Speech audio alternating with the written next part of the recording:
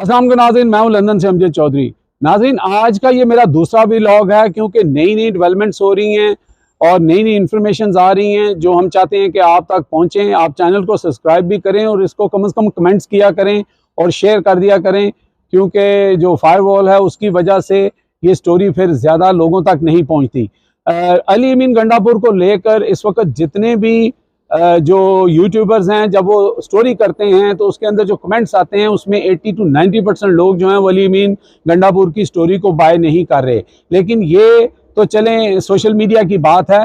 इस वक्त जितने भी टीवी शोज हो रहे हैं उनके जो एंकर पर्सन हैं उनमें जो पीटीआई के लोग जाकर वहाँ पर अपना ओपिनियन देते हैं, अपना बयानिया बयान करते हैं, वो उन लोगों को कह रहे हैं कि आपने, हम आते ज़रूर हैं लेकिन आपने अली अमीन गंडापुर को लेकर हमसे सवाल नहीं करना। 2-3 एंकर पर्सन ने जो है ये रिपोर्ट किया है।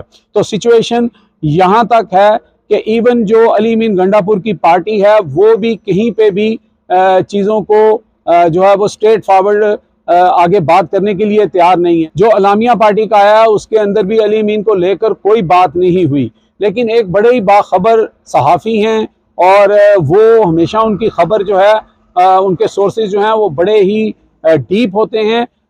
इमरान खान के दौर में तो उनको इतनी लिफ्ट नहीं कराई जाती थी, इमरान खान के खिलाफ भी वो बात करते थे। मैं बात कर रहा हूँ नुसरत जवेद साहब की। उनका कहना यह है कि सिर्फ अली अमीन गंडापुर की तरफ गन्ने कर लेना या उनके ऊपर सारा गोलाबारी करना ठीक नहीं है, क्योंकि अली अमीन गंडापुर के साथ तकरीबन 4 लोग और ऐसे थे जिन्होंने सेफ हाउसेज में मुलाकातें की और उनमें उन्होंने कहा कि साउथ पंजाब के थे, 2 खैबर पख्तूनख्वा के थे, 1 कराची के भी थे। अब डोर जो है वो आप खुद कनेक्ट कर लें कि वो कौन लोग हो सकते हैं। यानी यहाँ पर 3-4 लोगों ने मिलके, जो पीटीआई के इस वक्त करता धरता है, उन्होंने ये खिचड़ी पकाई और फिर ये सारा मामला हुआ। अब उनको जो है सेल क्या किया गया है, उनको गारंटीज क्या दी गई हैं?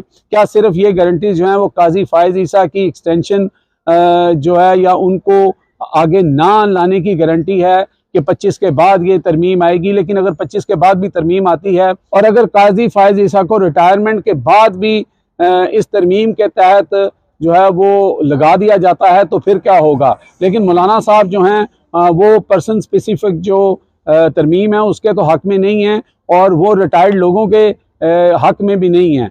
लेकिन फ़िलहाल लग ये रहा है कि ये तरमीम जो है ये 25 अक्टूबर से आगे चली गई है और काजी साहब का घर जाने का वक्त आ गया है।